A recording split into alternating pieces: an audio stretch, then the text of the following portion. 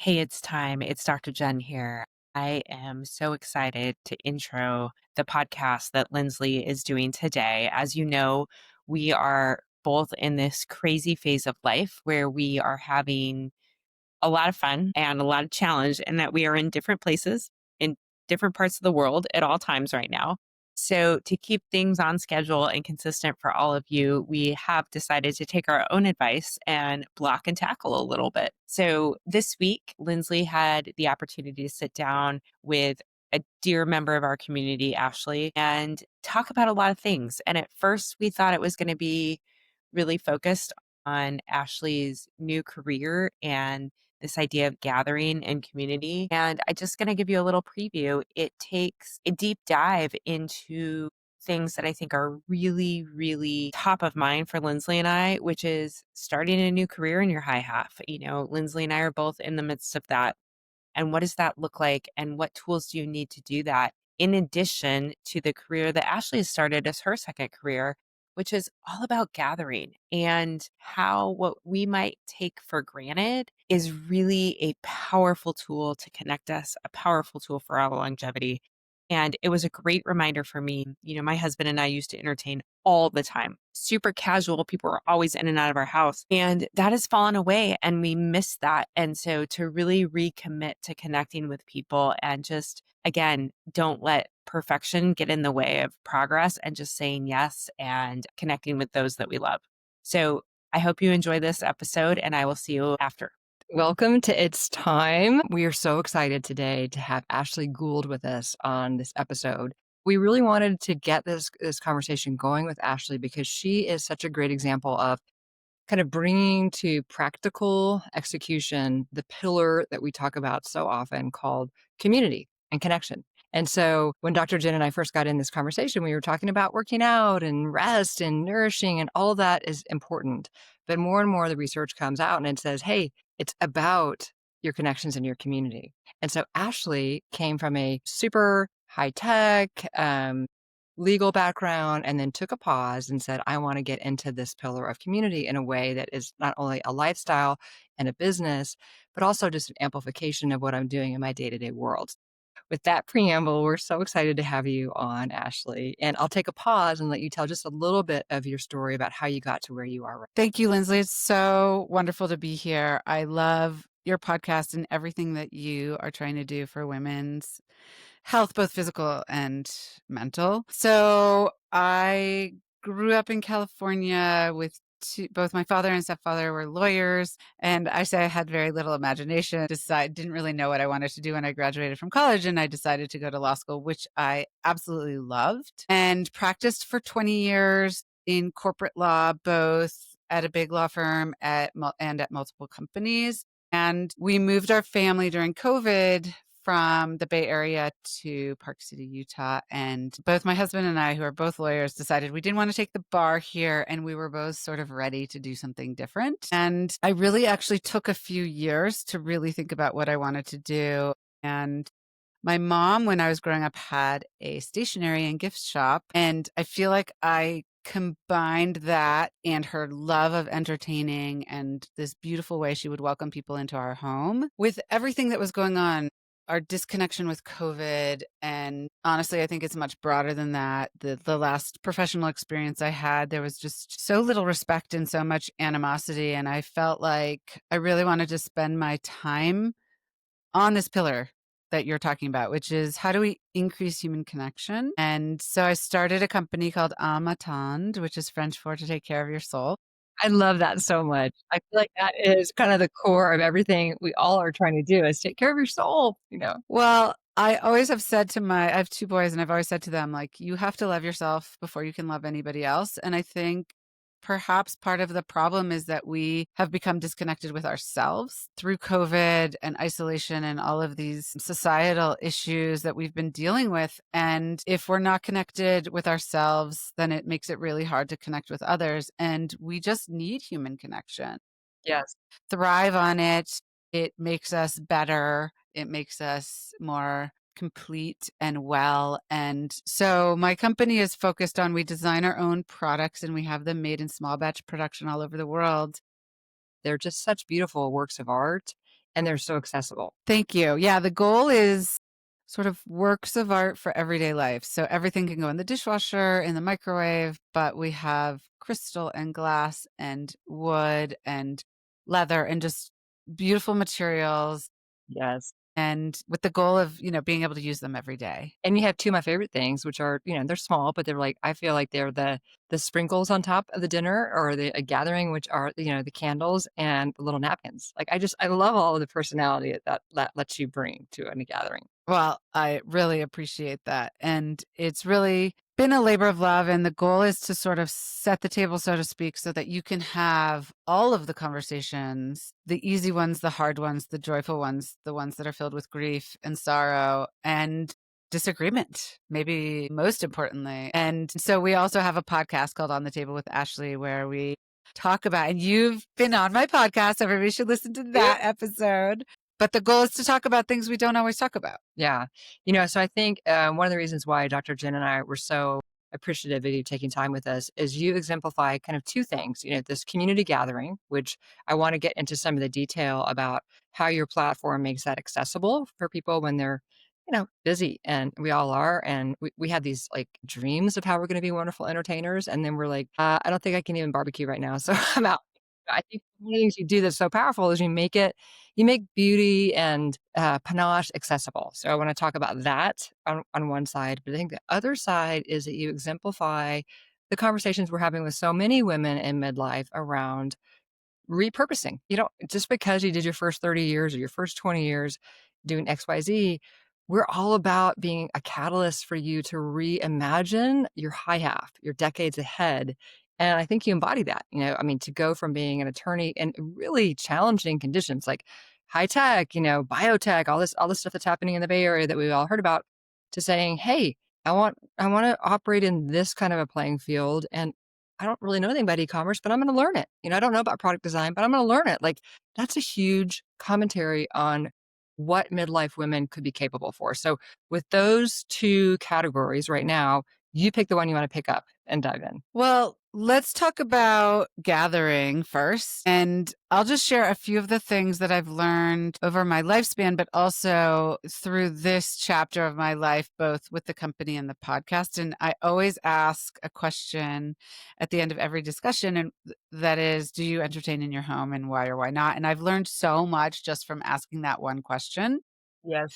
And I think the main learning is, well, two things. One is just do it, right? So people get nervous about preparing the perfect meal or setting the perfect table or having the perfect ambiance. And the truth is that people care much, much less about that. And they really care just about spending time together. So the quality of the time I hear time and time again that people have in their homes is really different than the quality of time you have if you go out to a restaurant or even meet in a park or whatever. You just have this time to be when you're in somebody's home that's really special. And it enables the possibility of having this deeper human connection. Mm-hmm. So the first thing is really don't worry about, are you cooking the perfect meal? Order in, do potluck, plan a very simple meal, just be present. I think that's the other thing is, and I, for so many years, would try to plan these like elaborate dinners and the timing would have to be perfect. And I just wasn't present for my guests. So I think that much more important than the perfect meal is being present. So greet your guests at the door. Don't have 5 things cooking at different times. And just enjoy it. Really Yeah. enjoy it. A few things that I've seen people do that I think are really interesting. And one I read about in The Art of Gathering. Yes. I love Which that is way. Debbie, our mutual friend, turned me on to that book, and I love it, that there's an art to it. It is a beautiful book, and it's not just an art, there's also intention and planning. And so the planning piece of that is you could decide there's going to be one topic that you're going to discuss, and you have to share that with people in advance so that they're prepared.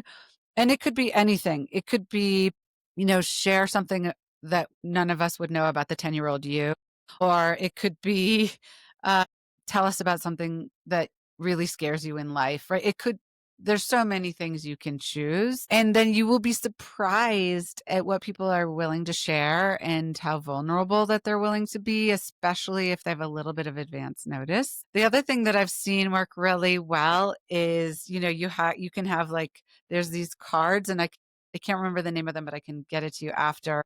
You could put in the show notes that you can buy. So on one side, you can write somebody's name, Yes. and then they don't even know, but like during dessert or wherever, whatever time of the dinner, you ask them to flip it over and there's a question that they need to answer. Oh, I love that. And everyone's doing it. So it's just sort of, you just sort of jump in. And the thing that I love about both of these is that you end up learning things about people who are around your table that you wouldn't otherwise know. And I think you'll always be surprised how willing people are to share of themselves if you give them the opportunity and you push them, just nudge them just a little bit. Yes, yes. I think that's I love those tactical things because normally you gather, you do dinner party, and people are just sort of chatting about the normal stuff. But everybody is interested in the next level. Just nobody really knows how to gracefully get there. So Yeah. to give them the mechanism and the permission, the invitation to go there as a group, I think would be so fun. It is. It's really wonderful. It's really wonderful. And I still feel like the things that I've learned about friends, people that I really felt like I knew at this deeper level, just makes me closer to them and makes me understand them better. And hopefully they understand me better too. And I think that's ultimately the goal. We want to be known and seen, and we want to do that for other people. Yes. Okay, this is kind of a strange question, but you know how I am in the world of wellness and metrics and like I wanted this data this way and this measurement that way. And like when you think about this community pillar specifically around the gathering foundation of that, is there any kind of cadence where you're like, hey, if you look at the course of your year, because we're all going to be kind of in Q4 right now, thinking about what's going on in 2026, is there like for the newbie, for the beginner? I am the person who doesn't really cook very well. Yeah, I love to be with people, but I don't really know how to make food that they're going to like, as evidenced by my family, who is really kind but does not love anything I make. Luckily, Chris is there. He can make some really good stuff. But is there any kind of cadence where you'd say, hey, just target one gathering a quarter or, do one big one twice a year and a small one every month? Or like, is there kind of a rhythm so that we get just like weightlifting, nobody wants to lift weights every day, but we know it's good for us. Yeah. Well, think about it with community that way. It's like sometimes that's my weak spot is like I'll go on a hike, I'll go, walk and talk all day long, but I won't necessarily gather as much because I don't really know how to do the tactics of it. So is Yeah. there like, hey, you just got to do it if you don't feel like it, kind of cadence? Well, first of all, I would say that when you're walking and talking, that's gathering too. So I don't think that there's any like sort of like meditation. There's not one right kind of way to do it. And I do think, on my journey through, what do you call it? The next high life? What do you call it? The high half. The high half? Dr. Jen and I call it, but we always have to give credit. I love it so much because it's Wit from the Bow Collective, who's such a word artist. We were talking about this. She was like, I think you're talking about powering up the high half, Lens. It's like, I'm going to take that term and I'm going to use it every day. I love it. I love it. So the high half, I think, a couple of my like big learnings are you have to find what works for you. So what I don't like about sort of like the wellness industry right now is that we're sort of bombarded with, you must have this supplement, you must have this diet, Yes. you must do this exercise. And I have not found that personally to work. Like, I think we all have to be on our own journey and find what works for us. And I think gathering is no different than any of the other really important things that you and Jen talk about on the podcast. And in the sense that, like, look, if you don't want to invite people into your home and have a meal, that's okay. But I would suggest trying it. And maybe you just even try it like twice a year, right? Yeah. Like do something that's doable. Right. Yes. And then if you are getting something from it, I think you'll find that you'll do it more. But Yes. also it doesn't have to be a full sit down meal. So I talked to a wonderful woman who lives in the South, and she's like, potluck is big in the South. Yes. And so why not do that? Say, okay, I'm going to make the main dish and then ask people to bring things, and then also allow them to help you clean up, because Yes. cleaning up can be such a big daunting task. And I think we're often like, no, I'll do it. I'll do it. But you'd be surprised, number one, how much quicker it goes when you do it with people who you invite into your home. And two, that it actually creates this beautiful sense of community. Yes, I think that's so true. I mean, one of the things that I always appreciate in a hostess or host is if they give me a task, Yeah, right? Like, just you want to feel helpful. Everybody wants to feel helpful. So to have had the foresight to be like, you're going to bring a meal, you're going to help clean up, or whatever the tasks are going to be, to have actually thought about that maybe as much as the menu or the beverage list is, how am I engaging everyone here so that it feels meaningful? I think would be, absolutely. I mean, the other thing you could do if you don't want to have a full meal, you could have people over for like a cocktail or a beverage and a snack, and you could even make the snack. Like it could be like you're going to make sesame cashews or whatever it is. And then it could be so you're like participating in the snack in the preparation, and that creates community too. I've done all kinds of things, and I just think just be willing to try something. yes, And I think maybe the most important thing is like I personally like gatherings that are not super super big because yes, I feel like it's harder for me to really connect with people if it's, 20 people. yes. So, I don't know, for me like 8 is kind of a beautiful number, but, you know, Yes. everybody has to kind of find what I works think for that's them. true. In our 20s and 30s, we were throwing huge events and parties, and now I don't know if it's just my attention span or my hearing or what, but I'm like 6 to 8 is about the right number for me. Yeah. That's Yeah, it. for me too. I love that. And then so before we shift to the second question, are there any things, because I love your platform, and so I'd love to just kind of daydream when I'm in there, but if there are things that you would say, "Hey, for the beginner or for the, let's get started on a holistic way to entertain or craft gatherings person," are there things on your site that you would point them to say, "This is a great way to get started?" Well, we have these 2 beautiful handmade cutting boards that are really, really high quality wood made in Indiana. You'll never need another cutting board kind of thing. And they make beautiful like charcuterie boards. So you could use them as cutting boards or you can use them as serving boards, whether you're bringing beverages on them or you're putting appetizers on them. And it's like we tend to gather around those kinds of items. Yes. So that's one thing. Another is our mug, which we took, I mean, I think it was something like over 400 hours to design it. It sounds insane, but just like every aspect of it, how it feels in your hand, how much liquid it holds, the fact that it can go in the dishwasher and the microwave and not get like hot when you pick it back up, and all of these different things. And we actually are just getting a new shipment of them. We were hand throwing them and now we're slip casting them. Yeah. So we could get the price down a little bit. And anyway, they're going to be like even stronger because they're going to be fired. They're fired at a higher temperature. I feel like a mug is just like such a beautiful object for me to connect with myself every morning Yes, I agree. and with others. And maybe that's not at a dinner party, but maybe You want to talk, I could it could because be it could be a walk and talk, or it could be just like a morning gathering or a midday gathering.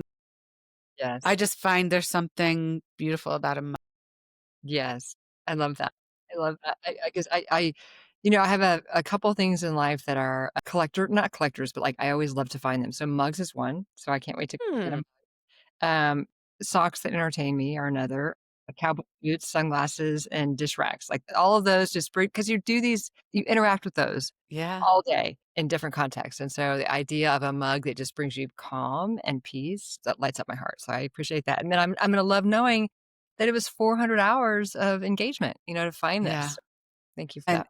and I actually all of our objects, we put so much time into their design and prototyping and material selection because I actually really feel like we do connect with objects. I know that sounds strange to some people, but getting back to sort of like you're connecting with yourself first. Yes. So there's this amazing book called Fewer Better Things that is really something I sort of subscribe to, which is we don't need a lot of things, but to the extent they can be really high quality and intentional, Yes. and we will have more of a connection with them. So whether it's a mug or we have these amazing hand blown crystal tumblers, it's just you seek them in your everyday life and they add to your life. Yes. Yeah. I like that. The simplicity that amplifies joy, you know. Yeah. Not just joy. I mean, maybe I would say meaning.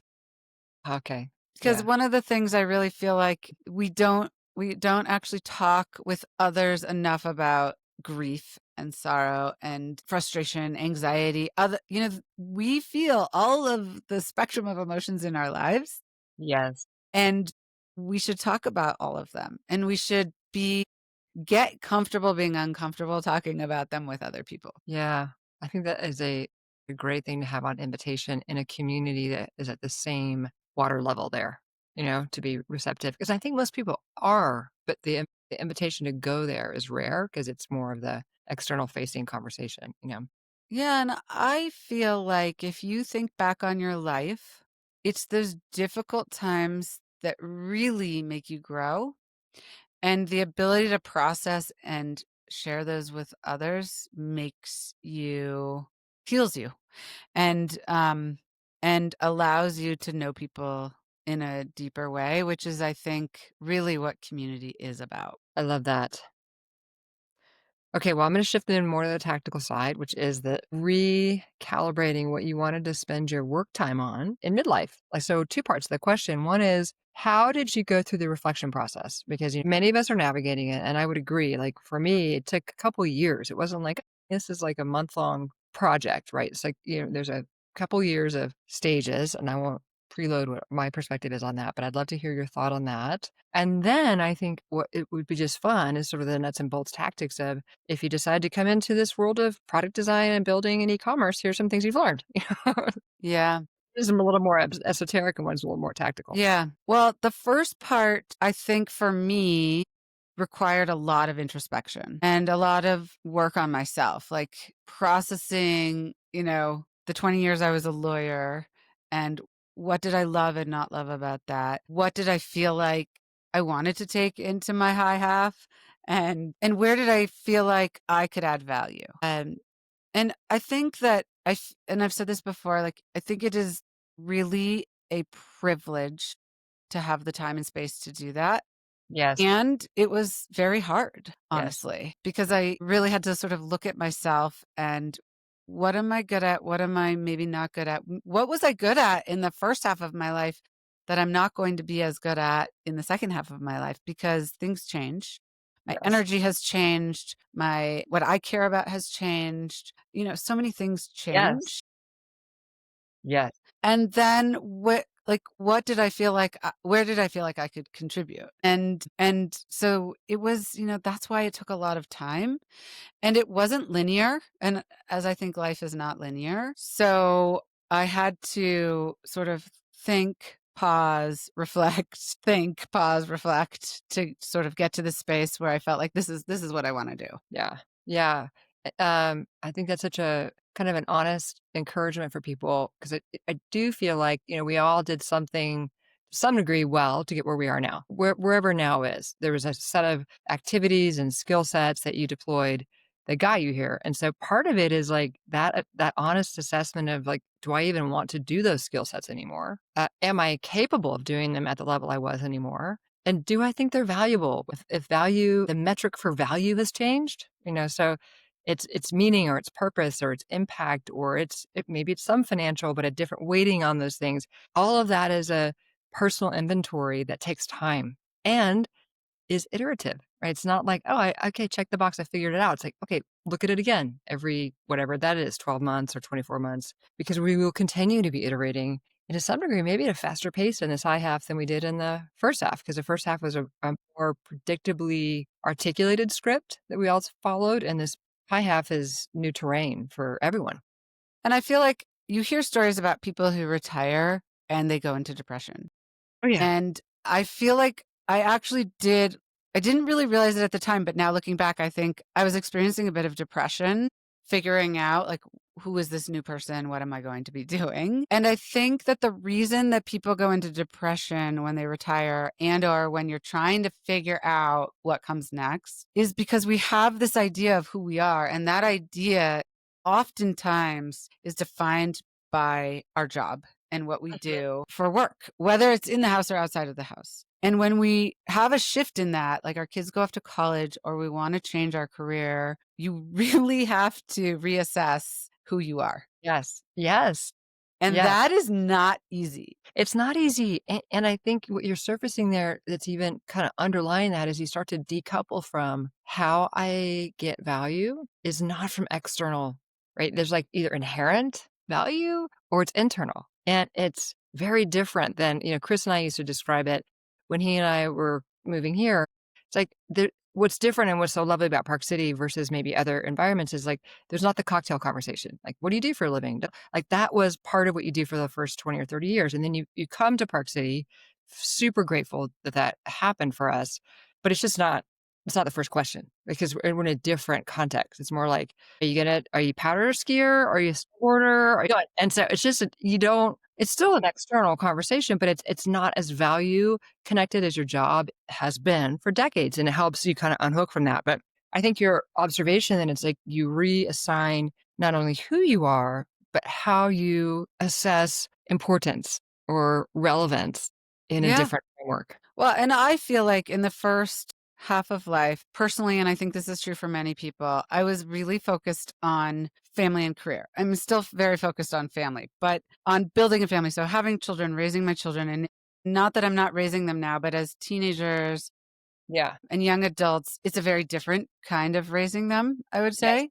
And in the Yes. beginning, you're like so focused on their physical safety and all their activities. And, it's a very different kind of busyness, like Yes. busybodiness. And the same thing for me with my career. I mean, I say it's a miracle I met my husband. I was working like literally 20 hours a day. And, thankfully, I don't need to do that anymore. And I don't want to do that anymore. And I don't even think I could do that anymore. Right, right, right. But yeah, sorry, go ahead. Well, but I was to say, and like, it's not like I'm grateful that I got to do that when I got to do it. So part of it also Yes. is like, I don't begrudge any of that, but it's not the template for the go forward. And whatever template we might figure out for these 10 years might be a different template in 10 years. It's like getting comfortable with the idea that we're always cycling is something that I don't know we heard as much about when we were 20. Now maybe our kids are hearing about it. I feel like that's a great thing that they're hearing about this. But when we got out, it was like just linear, just go, and you're lucky if you meet your husband. I was lucky Chris and I actually worked at the same place to meet each other. But you're right. It's like, you're going so fast and then you're doing the kid thing and then you're like, pause, and what comes next? Well, I think the other part is that in our high half, we are much more aware whether or not we actively think about it or discuss it with mortality. And Mm, I think that sense, we have aging parents, many of us have lost parents, yeah. all of these things or friends, and that forces you into this uncomfortable place of, I am closer to death. Like the one inevitable thing is that we will all die. Right. And most of us don't think enough about it. And I do an annual series on my podcast about something to do with death and dying because I feel like it is this last frontier that we don't talk about enough. But I do think that is why, personally, I have been more focused on what creates meaning for me in my high half Yeah. because I know I'm closer to death and I feel it more. And I want to create things of value. Not that I wasn't doing that in the first half of my life, but it's just a different focus. It is because it's a different definition of value. So, when you're kind of coming up in the world, you're like, I need to be able to financially take care of myself. And oh, I have kids, got to take care of them. I got to make sure they're safe and all that. So those things get satisfied. And so you have this open horizon and canvas to redefine what is meaningful for your time. And sometimes that sounds really heavy. And so, Dr. Jen and I talk about this a lot. We have this series that we did in January called Why January. We're fans of Dry January too, but it was like Why January. And it's a series of perspectives on purposing and using purpose as an active verb around this is going to be something you're going to think about in a different context and at maybe a faster and a more highly iterative rate in your high half than you ever had before. Because frankly, didn't have time. And to your point earlier, it feels like this luxury question, but because you have the luxury of having the question, it feels more important to answer it well. And so you feel like this matters and I need to get it, dial it in. And it could be my purpose is napping. I mean, that's okay too, but it's like you gotta be mindful a little bit differently than maybe you were in the first couple decades because everything was on, overdrive Yeah. out of survival. Yeah, absolutely. So when you think about the specific thing that you chose to do, are there any kind of lessons learned about becoming an e-commerce product design, entrepreneur? I mean, I would say be willing to fail Everything in life, right? Yes, yes. and pivot. And I mean, I feel like I take all the learnings from life and apply them to something that I just don't know anything about. I personally also, one of the things for me in my high half is curiosity and learning. Yes. And that I was learning, but I was learning for my job. It was very narrow. I don't think I had as much time and space to learn generally as a human from my is to in my 40s. And now I just love learning just for learning's sake. It's And um like you're and 12 again. it's like you're 12 again, and maybe even younger than 12, because I think it's around 12. I actually had this really interesting conversation with somebody. We really lose our curiosity around middle school because Yep. we feel society and we're supposed to fit in. And, anyway, there are all of these Yeah. interesting things that happen. I want people to recapture their curiosity. And I think we will be better humans, better to each other if we're more curious. And so that curiosity has applied directly to my business because I'm curious about product design and prototyping and e-commerce and how to start a podcast. And, it's like, let's just figure it out.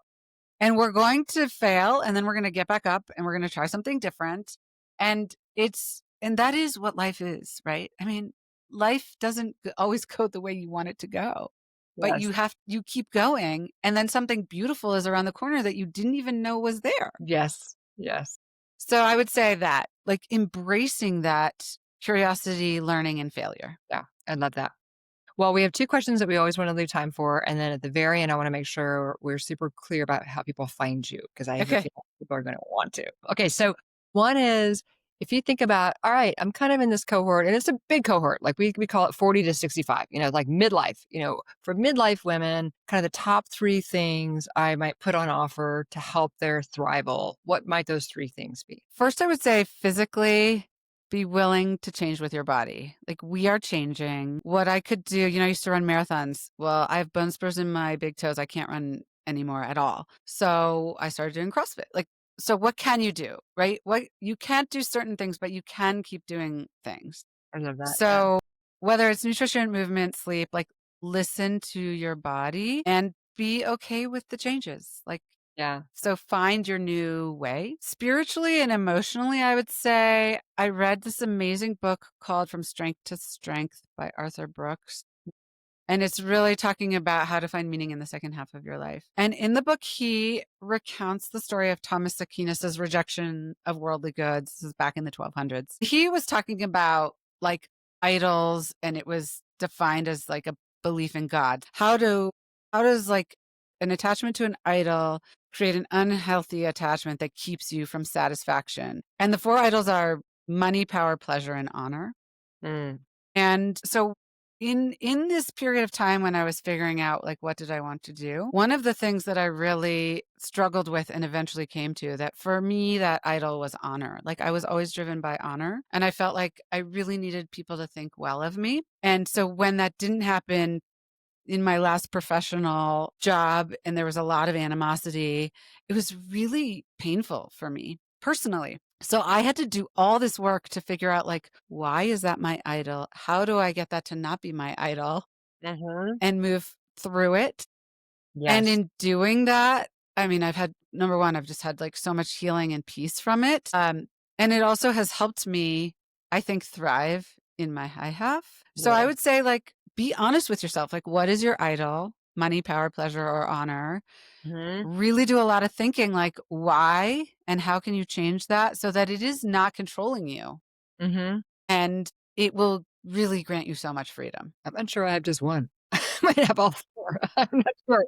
I think I'd have to have a hard conversation with myself about that. if you really think about it, there's going to be one that stands out. Yeah. Honestly, I think.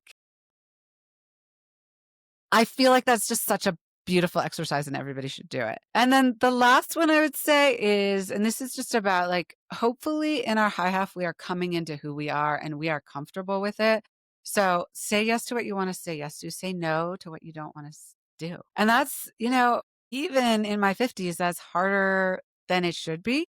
But I am learning. If I don't feel like going to a big event, I don't go.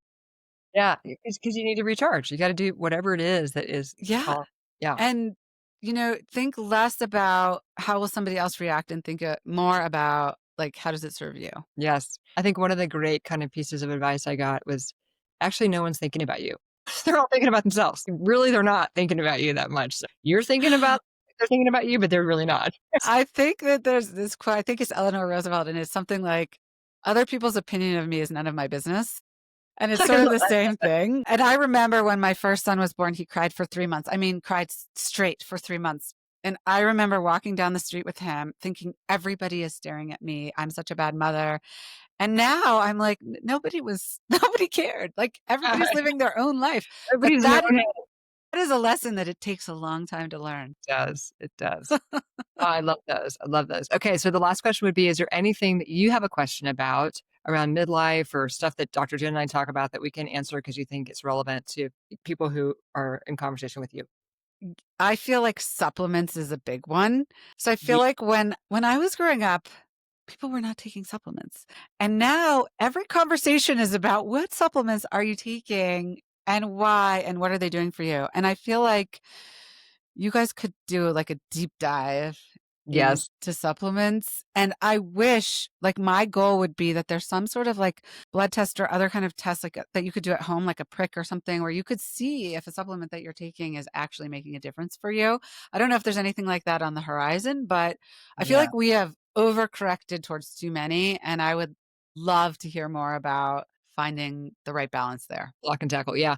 So, I mean, that's actually a great episode. And I think Dr. Jen and I will pick that up because the beauty of her perspective, of course, is she's so deep in the medical research. I mean, she is a pediatric anesthesiologist and she would lean more to like less is better. Like just, the two of us would say, get it in your whole foods when you can. I think the supplements that both of us are advocates of, no matter what, would be like creatine, vitamin D, vitamin K, and then to some degree, depending upon how you're able to tolerate leafy vegetables and things like that, it would be a fiber supplement. And so those are kind of the block and tackle.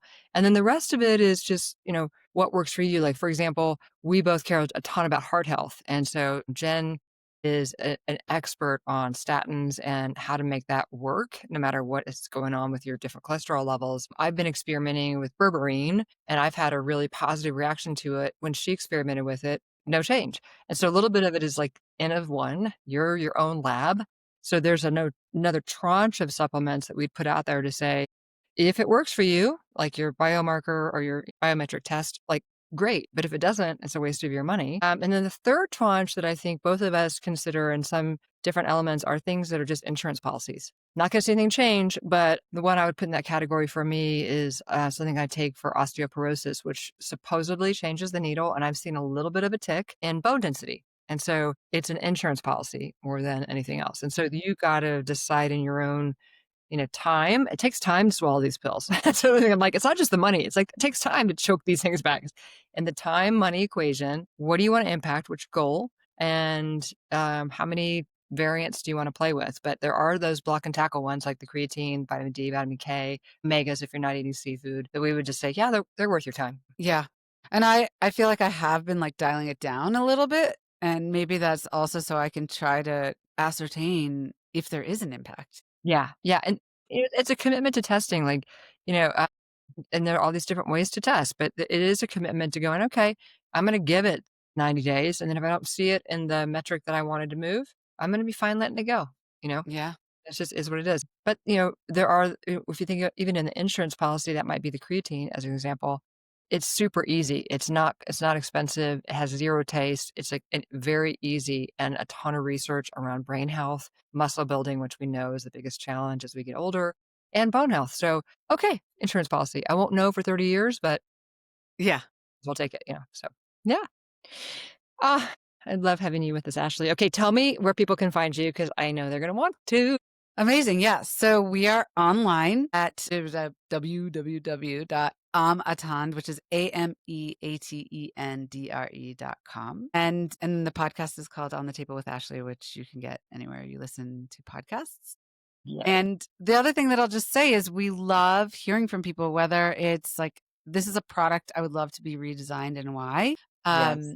Or this is a topic I would love to hear more about. So we email us at reachoutanytime@amaton.com and let us know. Love it.